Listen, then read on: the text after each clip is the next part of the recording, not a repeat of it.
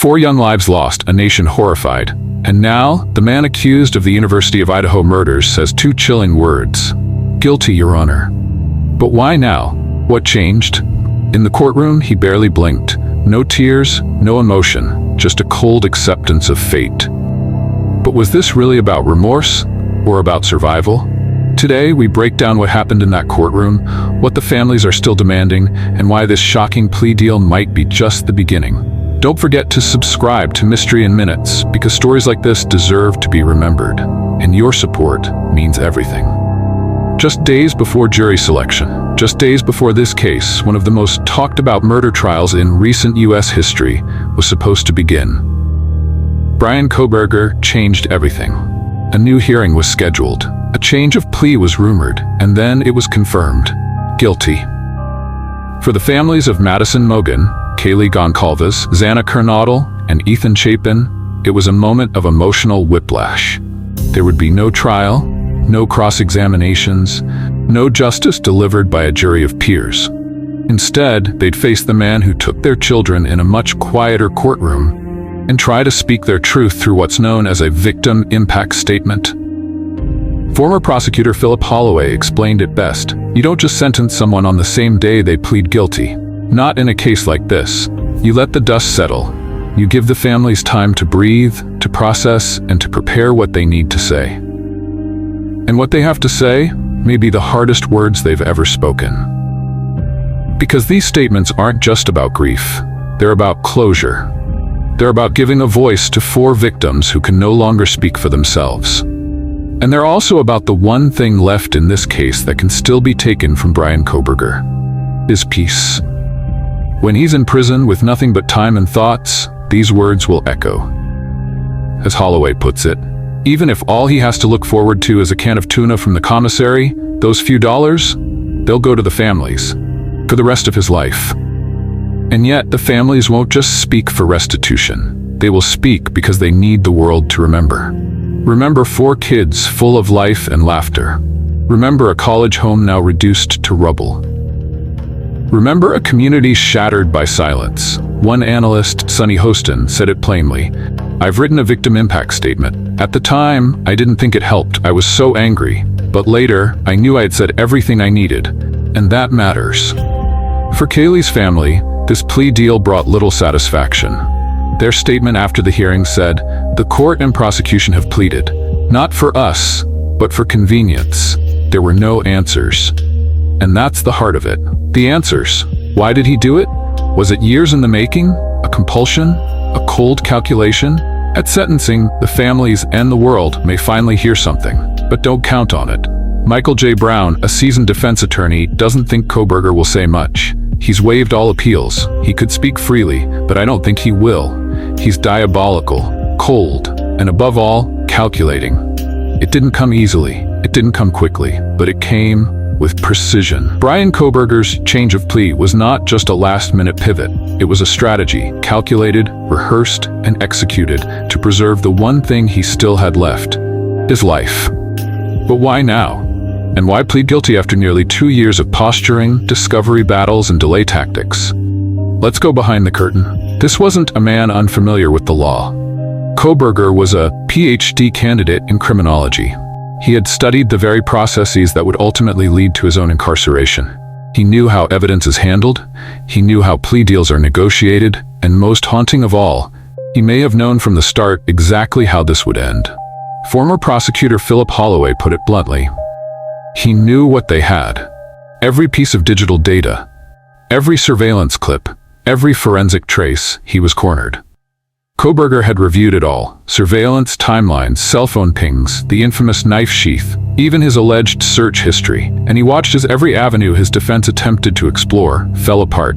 Delay after delay, motion after motion, request after request, until the judge finally said, no more. No more continuances, no more time to prepare.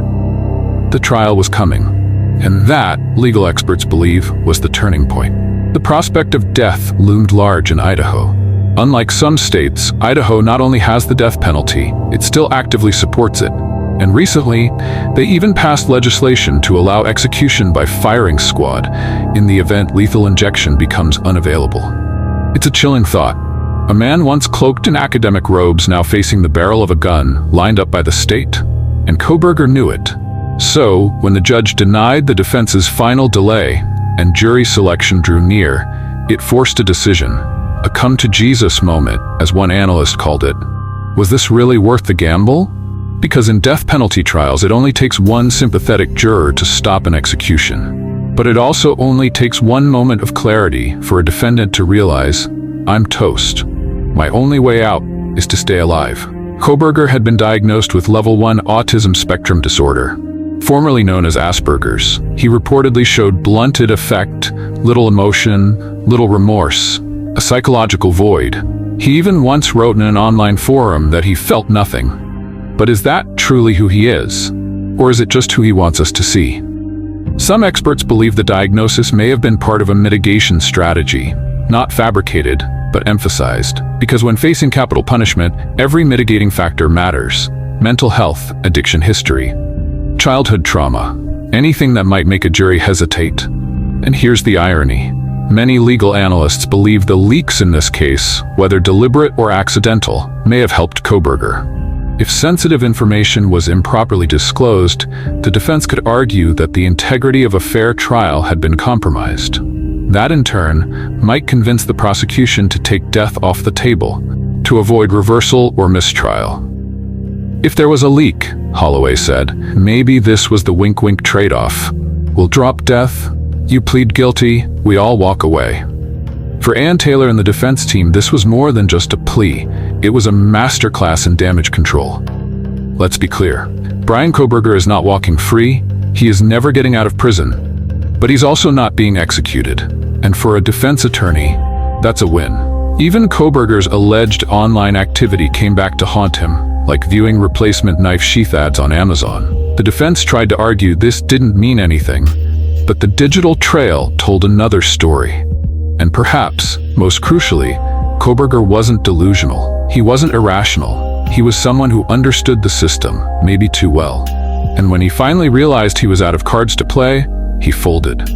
But here's where things grow even more painful.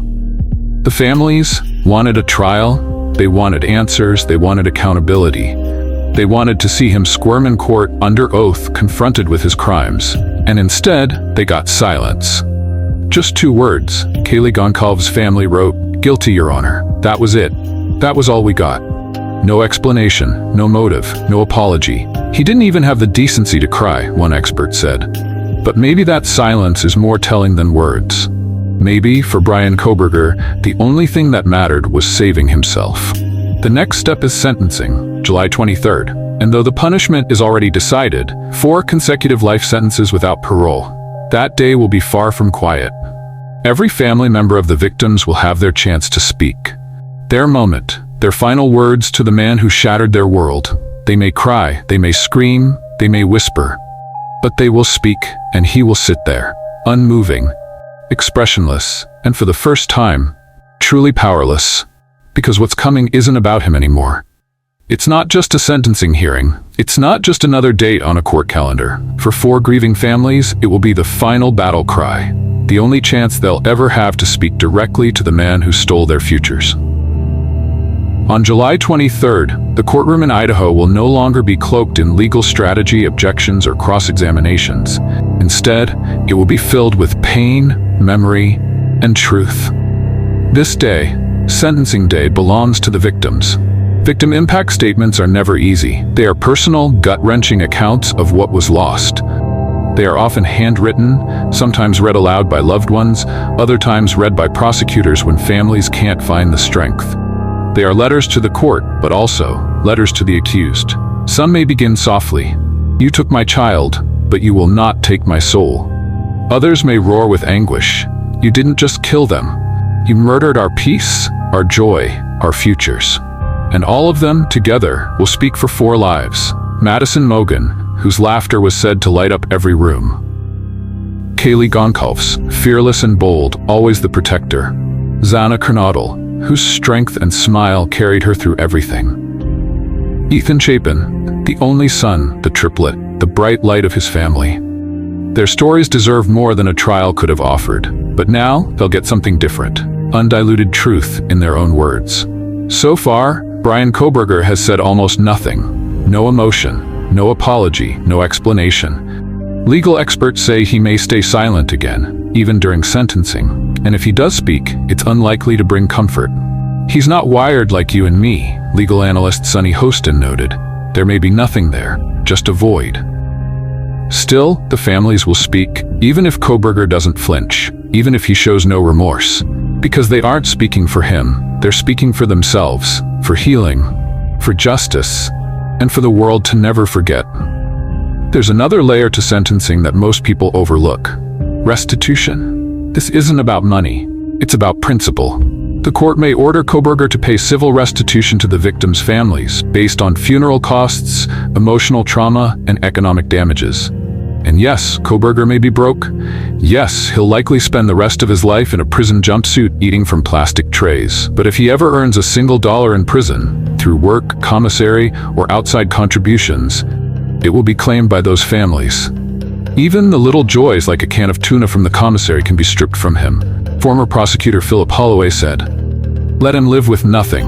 Let the families have at least that." It's not revenge, it's accountability. Some ask, why do this? He's already pleaded guilty, isn't it over?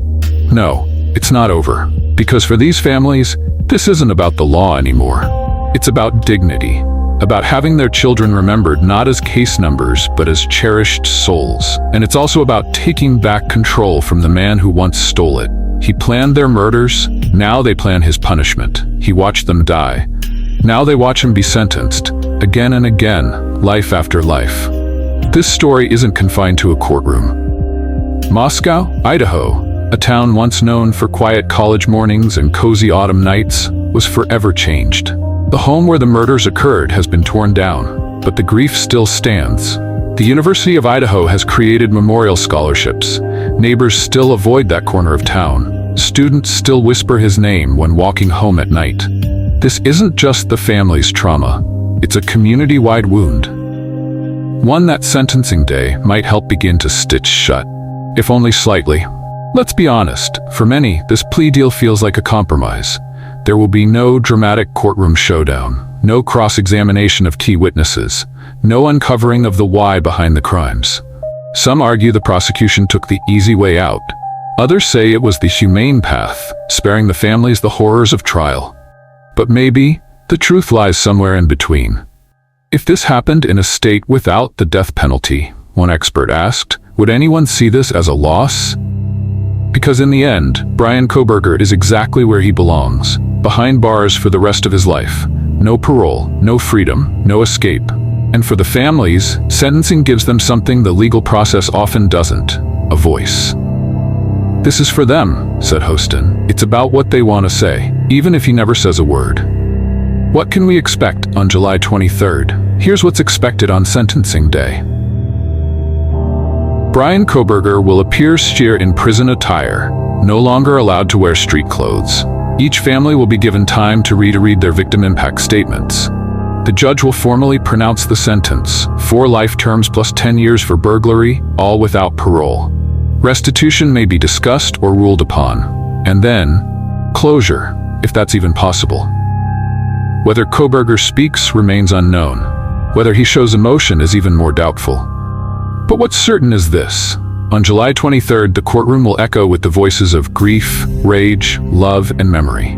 Voices that will speak for the 4 young lives taken too soon. Voices that will make sure the world doesn't forget. Not today, not ever. When 4 college students were found murdered in the quiet hills of Moscow, Idaho, the entire country stopped and stared. Now that the man accused of killing them has pleaded guilty, we're left to ask a different question. What does this all mean? For justice, for safety, and for us?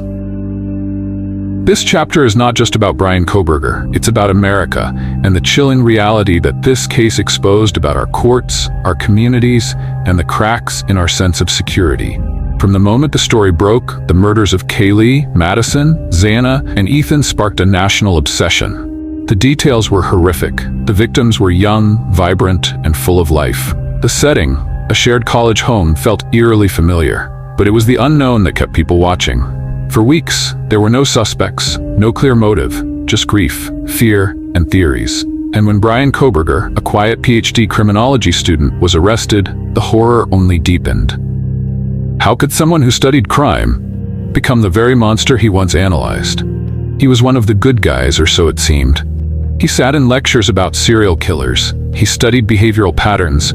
He knew all the signs. And still, he became one. That paradox ignited a firestorm of questions. Kohberger's guilty plea and the absence of a public trial have reignited national debate about the criminal justice system. Some say this was the right outcome, a fair plea, a spared death sentence, a fast resolution. Others call it a failure. No cross-examination, no definitive answers, no accountability before the public. And then there's the emotional toll. Why was there never a motive? Why didn't he have to explain what happened? How can he be allowed to sit silent and still avoid execution? It's not about vengeance, it's about truth. America is left asking, does justice require full transparency? Should plea deals demand a full public confession? And if we keep trading trials for efficiency, what are we losing? This case was shaped not just by evidence, but by social media. TikTok, Reddit, YouTube, and Twitter turned into pseudo-courtrooms. People built timelines, analyzed interviews, named their own suspects. And it wasn't all helpful. Some families were targeted. A surviving roommate was vilified. Random individuals were accused based on speculation and misinformation. It was a chilling reminder of how the internet can amplify pain, not just truth. Legal experts now warn that this new form of public justice threatens real due process and re-victimizes survivors. Kohberger's diagnosis, level 1 autism spectrum disorder, sparked complex reactions. Some worried it would be used as an excuse. Others feared it would stigmatize millions of neurodivergent individuals. Mental illness is not violence. Autism is not murder. And yet, in high-profile cases like this, lines blur, often at the expense of those already marginalized. Experts caution against weaponizing psychology in the courtroom. A diagnosis doesn't explain 4 brutal murders. It doesn't absolve it. It may help us understand, but it doesn't excuse. And yet, the plea deal factored in his diagnosis. Alongside his addiction recovery and personal struggles, it formed a mitigation narrative that helped him avoid execution. Now the question echoes, did we spare him because of who he is, or because of what we failed to do along the way? In the shadow of Bryan Kohberger, it's easy to forget who this case is really about. Madison Mogen had dreams of working in marketing. Kaylee Goncalves was set to move to Austin for a new job and a new life. Xana Kernodle was a fighter balancing school and work. Ethan Chapin was a triplet, a beloved brother and son, and an incredible friend. Their names deserve to outshine the headlines. Their futures were stolen, but their stories shouldn't fade.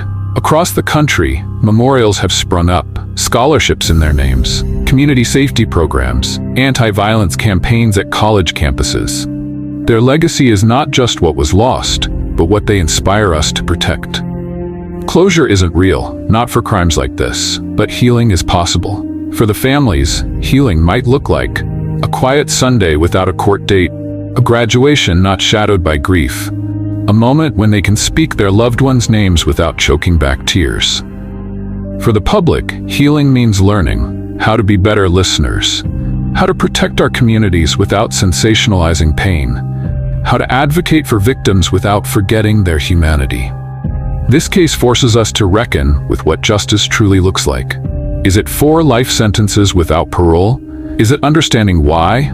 Is it keeping the victims' names alive? Or is it simply making sure it never happens again? The justice system is not perfect, but it is powerful.